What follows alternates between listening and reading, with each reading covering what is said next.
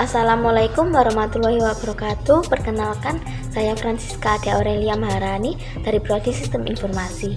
Di sini saya akan mereview kembali materi pada pertemuan 14 sebagai tugas mata kuliah Pendidikan Kewarganegaraan kelas E dengan topik ketahanan nasional.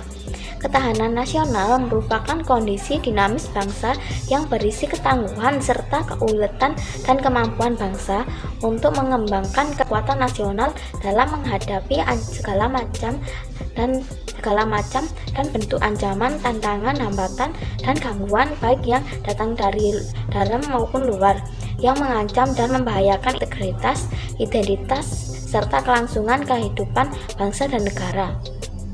Sebagai kondisi ketahanan nasional merupakan kondisi kehidupan nasional yang harus diwujudkan dan dibina secara dini.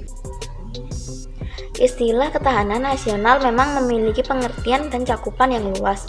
Sejak konsep ini diperkenalkan oleh Lembaga Pertahanan Nasional Republik Indonesia pada sekitar tahun 1960-an, terjadi perkembangan dan dinamika konsepsi ketahanan nasional sampai sekarang ini.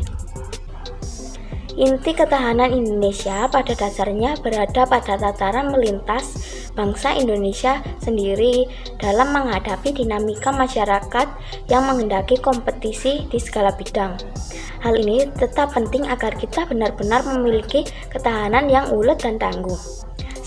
Sekarang ini Lembaga Ketahanan Nasional sebagai lembaga negara yang mengembangkan konsep ketahanan nasional Indonesia sudah membuat badan khusus yang bertugas mengukur tingkat ketahanan Indonesia.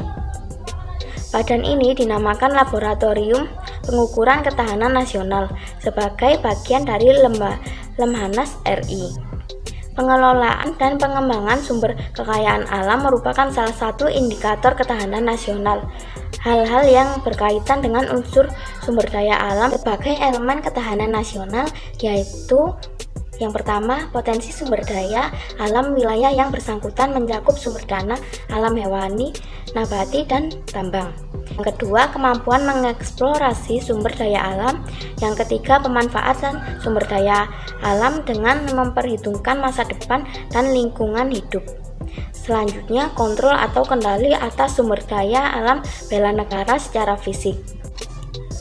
Menurut Undang-Undang Nomor 3 Tahun 2002 tentang Pertahanan Negara, keikutsertaan warga negara dalam bela negara secara fisik dapat dilakukan dengan menjadi anggota Tentara Nasional Indonesia dan pelatihan dasar kemiliteran. Hal itu dapat dilakukan untuk menghadapi ancaman dari luar. Sedangkan tentang pertahanan negara, keikutsertaan warga negara dalam bela negara secara non-fisik dapat diselenggarakan melalui pendidikan kewarganegaraan dan pengabdian sesuai dengan profesi. Pendidikan kewarganegaraan diberikan dengan maksud menanamkan semangat kebangsaan dan cinta tanah air.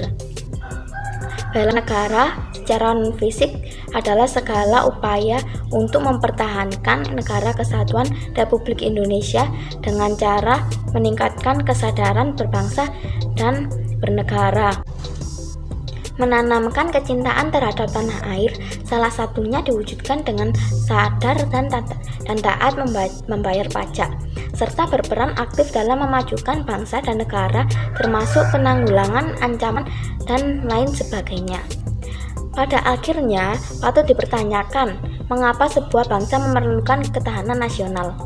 Setiap negara pasti memerlukan ketahanan nasional. Kenapa? Karena ketahanan nasional sendiri adalah fondasi dari suatu bangsa agar persatuannya tidak terpecah belah seperti yang terjadi pada Yugoslavia. Ketahanan nasional sendiri juga berarti bahwa suatu negara membutuhkannya untuk suatu pertahanan yang kokoh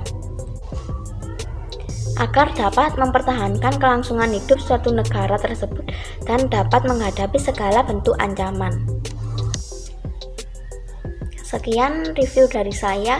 Untuk kurang dan lebihnya mohon maaf dan terima kasih. Wassalamualaikum warahmatullahi wabarakatuh.